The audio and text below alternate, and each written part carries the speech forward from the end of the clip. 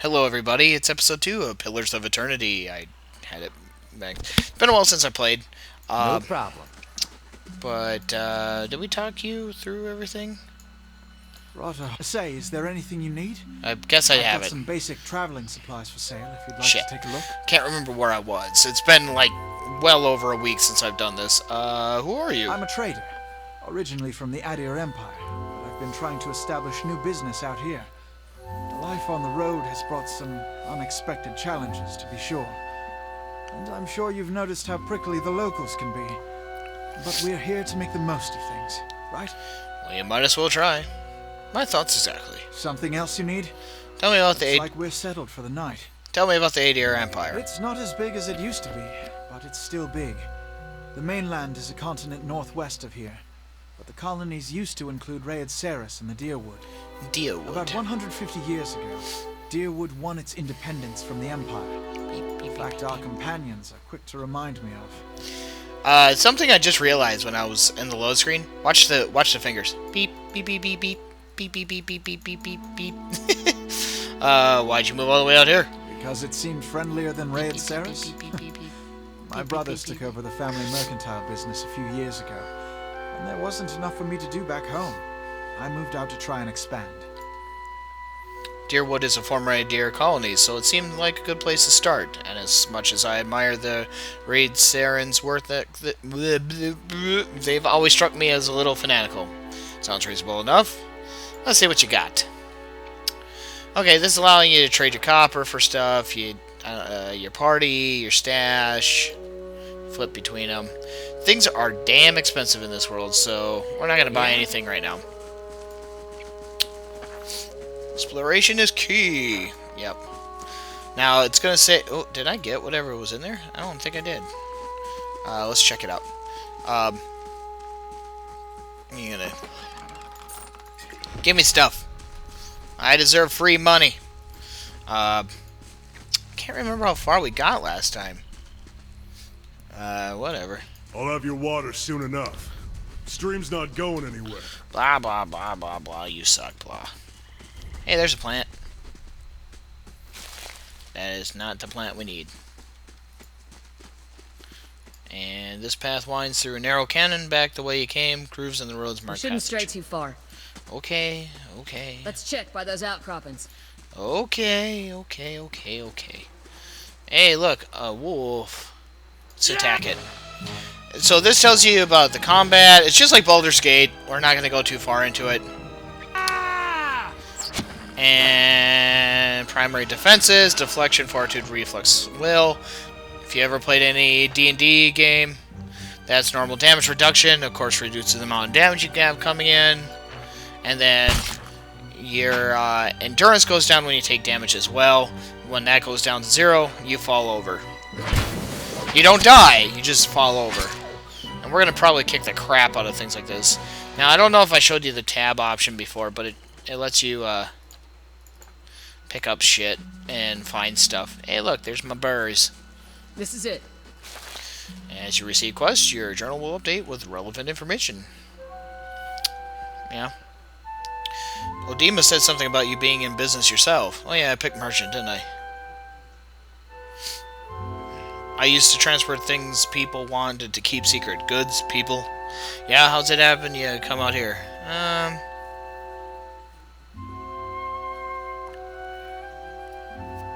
Well, I was tricked into transporting something I never would have agreed to. I'm never going to be in that position again.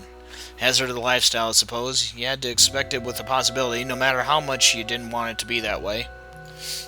Kalisha breathes in her surroundings. Been a long time since I've been this way, but I always did like it. Lord Raedric's offer makes a girl think. I'll give him that. You here to settle like the rest of the lot? I haven't given it much thought.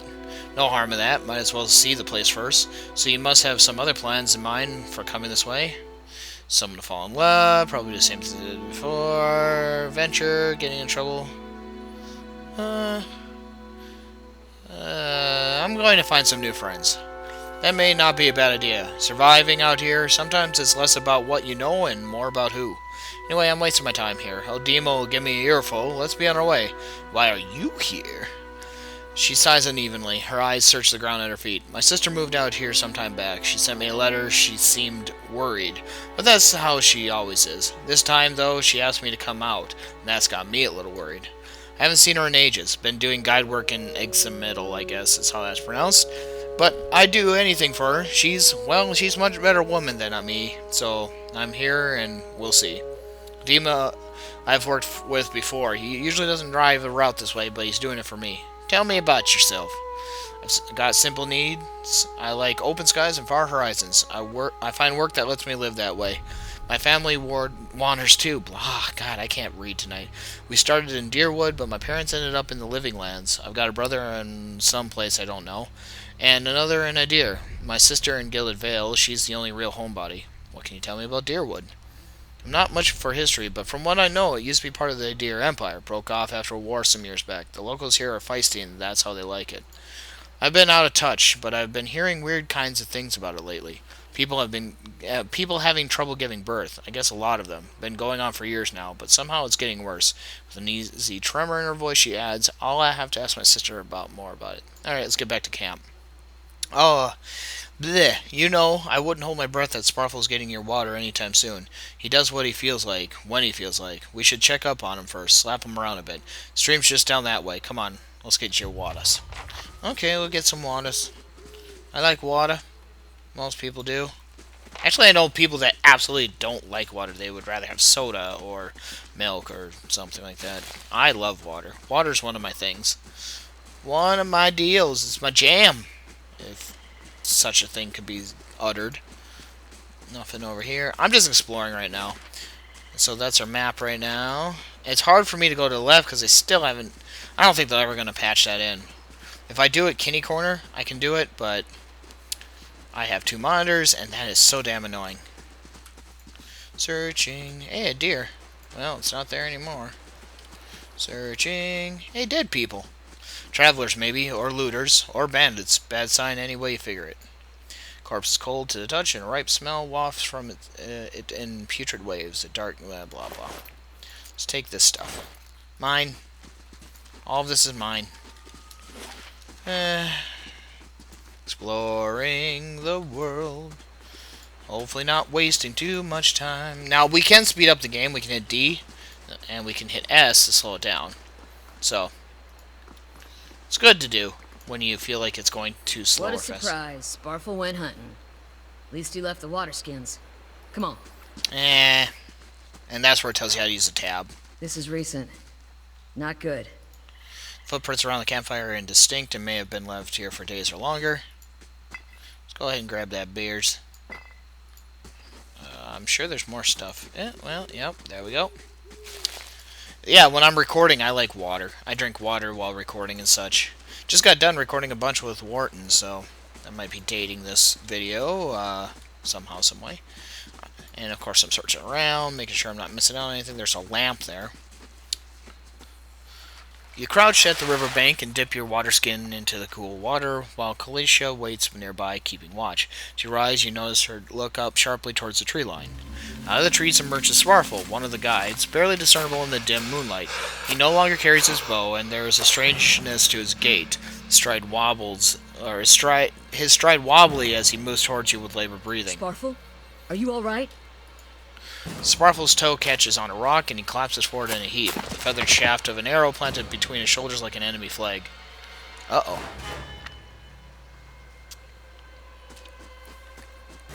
Ambush! Ambush. Alright, so it's going to pause this right away. I'm going to send her after that dude. You after this hunter. Because they're all hunters. Glanfanthan hunters. So, here we go. Let's go ahead and mark this person. They'll die faster. I only get one of those a turn, so whoever's the hardest you want to mark. He's gonna die pretty quick. Now, she took some damage. She actually took some physical... She took some physical damage. Not a lot, but enough. There's some monies. I'll go ahead and throw that stuff in there. What am I wielding right now? I am wielding a war bow. But if we look in here, hunting bow. So it automatically compares it. It's a little faster, but it's less damage. I like the war bow a little more, so let's go right ahead.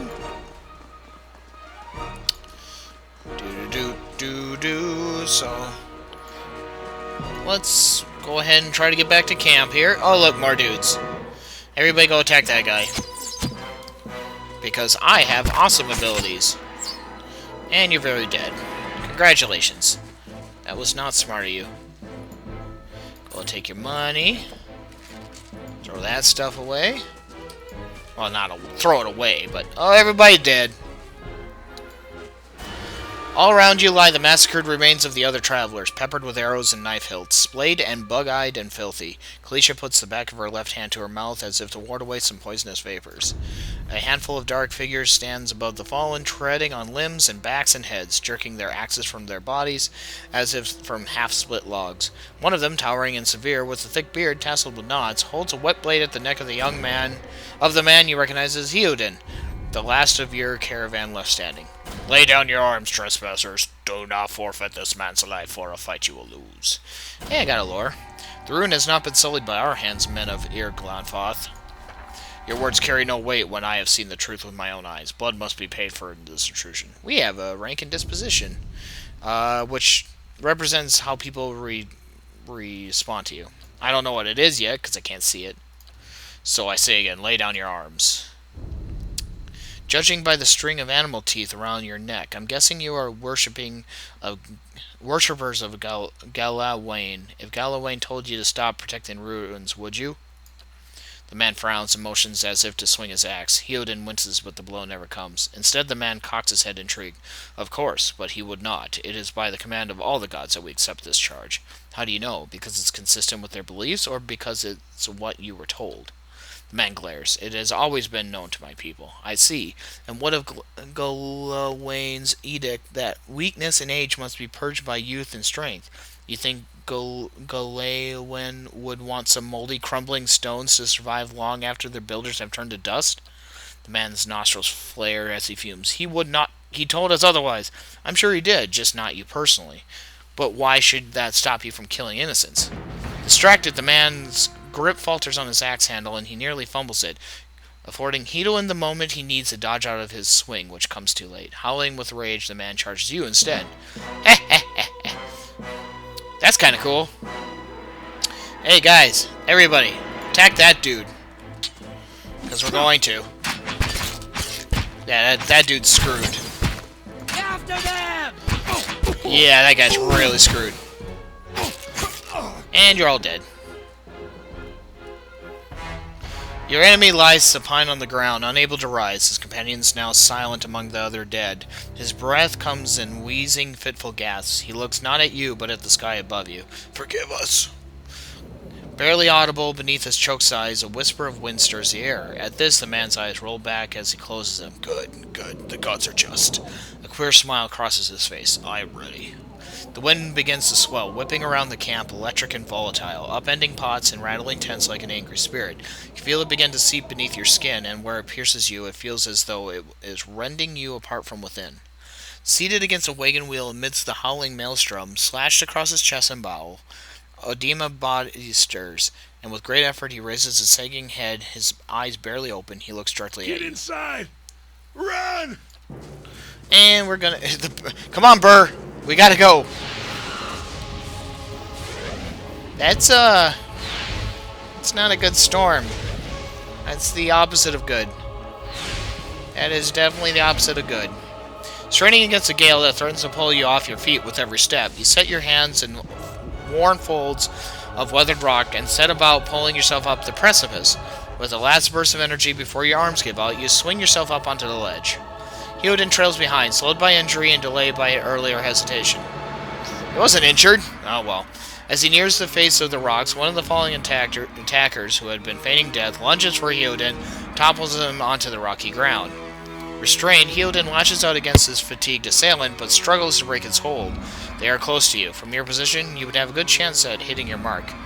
Let's grab a rock and hurl it at the attacker. Your aim is true and hits the hit jars Heodin loose. Lurching to his feet, Heodin clambers up the base of the rocks as he nears the top. However, the wind's flares, pulling him sideways and tearing one of his hands free. But diving onto the hard rock, you manage to catch hold of it, securing his other hand. You pull with waning strength, and it feels as though your arms will be jerked from their sockets. They hold just long enough for Heodin to set his feet and join you on the trembling ledge. There is a deep resonance to the swelling wind now. You feel it in the rocks beneath your feet and inside the cavity of your own chest, as though it would shake the marrow from your bones. Each new gust menaces the old stones before you, loosening connections, unsettling balances. As you dart beneath the old archway, the entire portal begins to fall beneath its own weight. Yeah, at least we survived. Up to now. Was that? A Bewick. Had to be. Then we're lucky to be alive. And we're the only ones. We can't stay here. There could be another collapse. We're not getting out that way anyway. Let's get further inside. Okay. So, the first thing, lower level of ruins has been blocked off by fallen rubble. Ugh. So we gotta escape the ruins. Let's get up here. Hey, Burr. That should be far enough. But what now? We look for another way out. Storm has to die sometime. What happened out there? Kalisha shakes her head. Windstorm, of a kind they only get in Ir Glanfath. Not too many people live through them, so it's hard to know what's true. The Glanfathan word is Beowek. To them, it's the god's way of reaping the souls of the land that couldn't find their way out. But they'll take a living soul as soon as a dead one. Still got yours? Who attacked us? Glanfathans. Those be the hut dwellers Odima warned you about. Look to be the fangs of Gallowayne, which is what I stated, who are the twitchies of the lot. They go ruin to ruin looking for fights with colonists. Poor Odima. I think he half expected this once we lost the main road. The Glanfathan said we trespassed in the ruin. I don't believe that. Odima would never allow it. But as much as the fangs are hotheads, Glanfathans don't attack without being provoked. Either they saw something and got the wrong idea, or she glances down the passage below. Or there's looters in here with us. That's not something we need right now. What about everyone else in the caravan?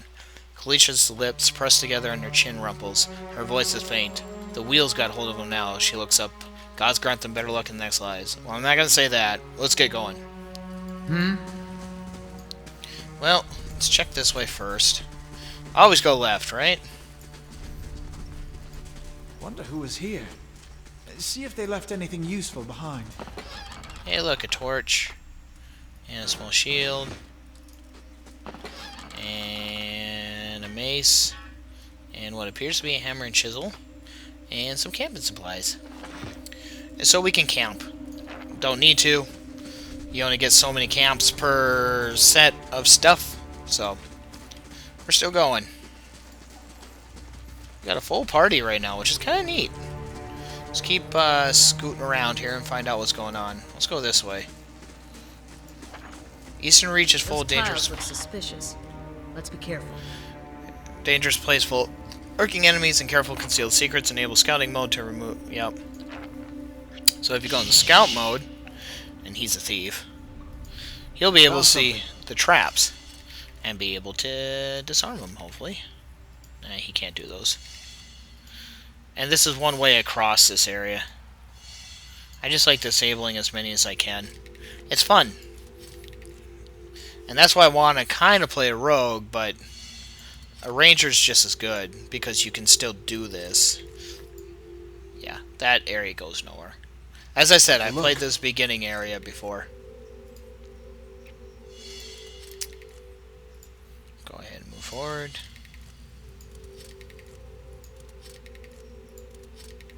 Okay, that's my way through. Can I get this one? I can get that one. It's experience, so might as well take what we can. Okay, we can go all the way around these. I don't think you can get these ones. I think they're too high. Yep, they're too high. Oh well, we made it. Now we'll sneak through there when we get a chance, but for right now... The problem is she sucks at sneaking. Like, if we look at their individual character score... By the way, apparently I have no reputation. Her sneak is based off of survival, right? No, stealth. She has 0. He has 2. I have 1. So he's our best one as a rogue, because he's a rogue. She's a fighter. I'm a ranger. So we're doing alright. But we're out of time for this episode, so I'm going to go ahead and save the game. This is Tyrolan signing off. We'll see you in the next one. Thank you. Bye-bye.